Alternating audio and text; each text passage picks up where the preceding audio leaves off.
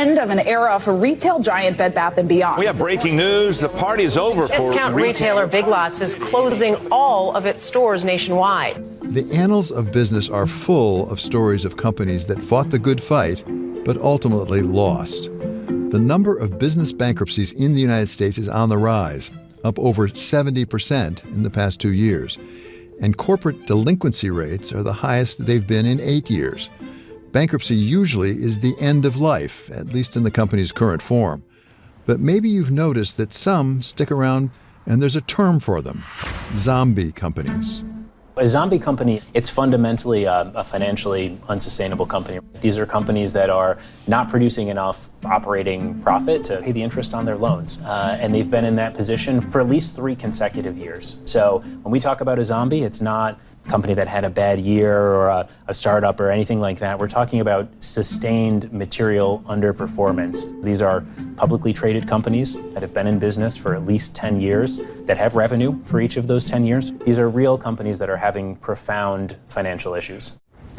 Vincenzo Spazzato is a partner at Carney, writing a yearly report on zombie companies and their effect on the health of the overall economy. You study these zombie companies. How many are there?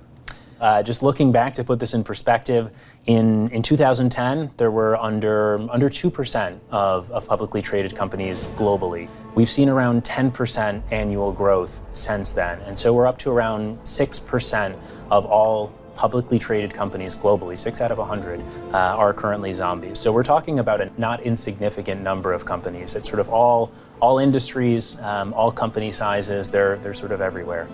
In 2023 alone, Carney identified 827 new zombie companies, taking the total number to almost 2,500 globally, with real estate and manufacturing leading the way.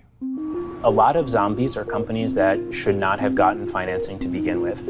Given the sort of easy access to capital that we saw coming out of 2008 and the financial crisis, and those are companies that are going to be very difficult to turn around. Normally we'd think those companies get weeded out. You would think so, and yet a lot of times they'll carry that interest forward. The interest payable is a loss. Capital markets are incredibly rewarding and have been very forgiving recently, particularly coming out of the financial crisis. There's been just real easy access to financing to a lot of companies that one may argue shouldn't have actually received that financing at such low interest rates that they were able to sort of kick the can on the issue and move things forward. So a lot of zombies have in fact stayed in business for a long time. Many of them do ultimately they either go bankrupt, they get acquired, or every once in a while they're able to turn themselves around. One of those so-called zombie companies that's come back from the dead is the well-known bookseller Barnes & Noble. Back in 2010, it teetered on the brink, closing hundreds of stores and laying off thousands of workers. And then in 2018 became a full-blown zombie. We've definitely seen an increase in the number of people coming through the door. That sense of discovery, it's a different experience, to go from table to table or bay to bay and find something new. I think people have attachments to like their neighborhood or their corner bookstore, even if it's like a larger company like this. It feels warm to be able to come to an actual location and do exploration in person. I think there was a number of things that went on. Amazon came and that took a chunk of the easy sales, disappeared.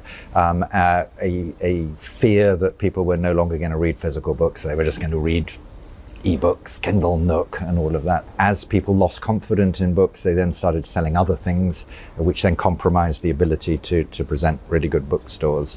Publishers panicked, booksellers panicked, everybody panicked. And I think when you lose your compass, then you go off in really in the wrong direction. And it was a fundamental loss of confidence, and it happened not just in the United States, it happened pretty much worldwide. And most large bookselling chains got themselves into big trouble.